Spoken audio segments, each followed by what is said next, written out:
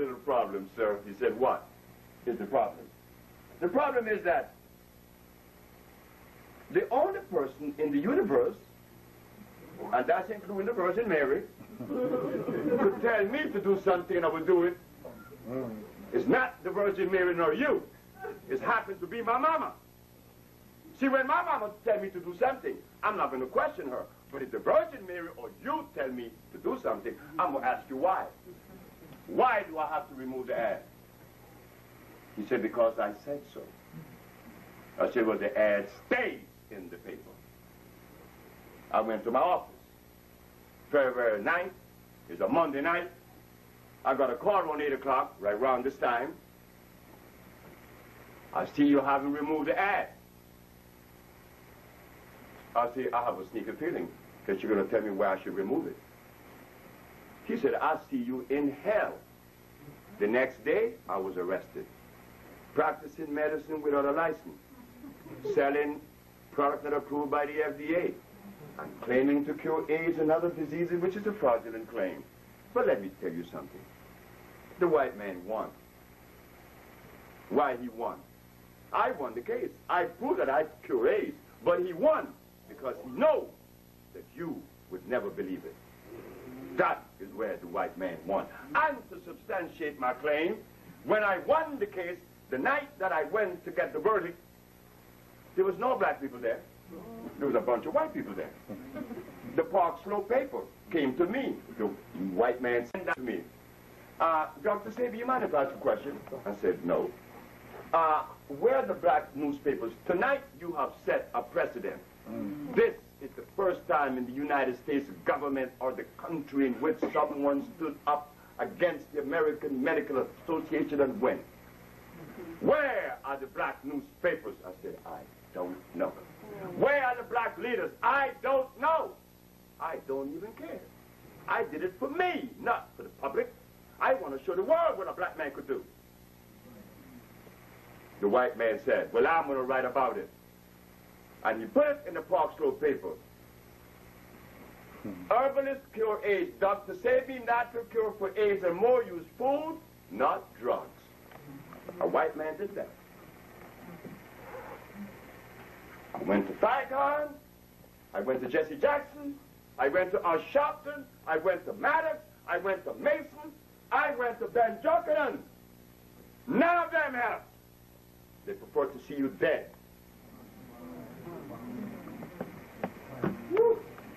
I'm going to travel across the continent because I said they have abandoned me in America. I went to Africa. I went to Sierra Leone. They looked at me like I was stupid. I went to Ghana. They didn't want to hear it. I went to Zimbabwe. No, I went to Tanzania. The ambassador looked at me and he talked a whole bunch of stuff. He went on to talk about spirituality and the ghosts and the spirits. I said, I want to go home. I went to Zimbabwe. I went to see Dr. Parinyatwa.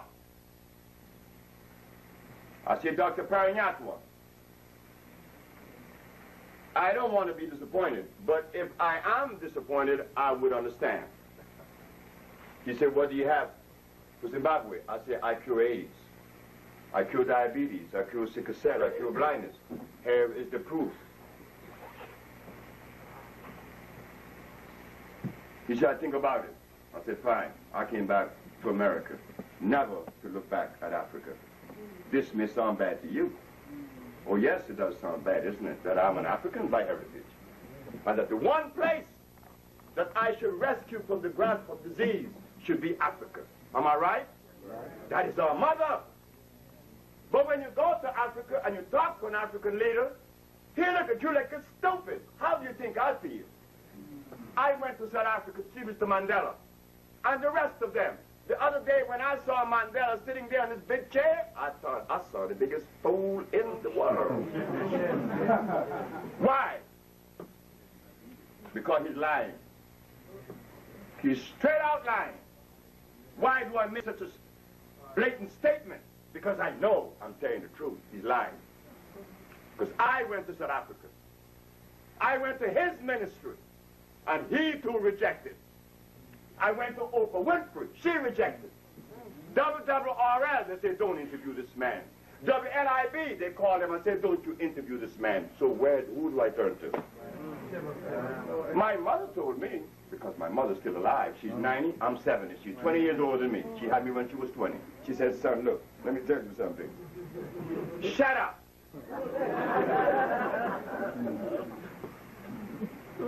You told me 5 years ago that the black race has been drugged with glucose, and you want them to listen to you. You want black people to listen to you when they ate glucose and continue to do so. What is glucose? Glucose is a chemical that will change your thinking pattern. It intercepts and confounds the hypothalamus in your brain. That's what sugar does. That's what starch does. We see it in Africa. Right in Nigeria, you have Igbos, Hausa, and Yorubas. You think they get along?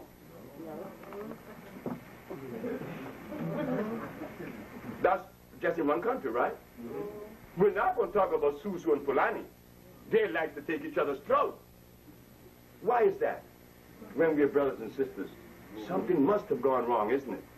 What went wrong was that we were unaware that the stuff that they gave us to eat was undermining our thinking.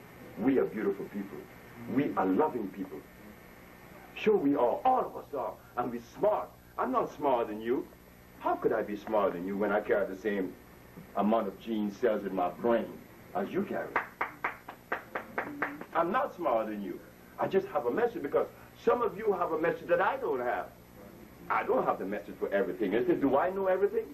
The answer is no, but I cure diseases. And we need that now, isn't it? But we need bricklayers. We need clothes makers. We need all these art and crafts to enhance life and to protect our own existence. Am I right? Right. Thank you very much. So now, what I did was to put together compounds that were of herbs that were not made by men. What are the herbs that were made by men? Just start. Aloe vera, comfrey, peppermint, garlic, echinacea, golden seal, St. John wort, paprika,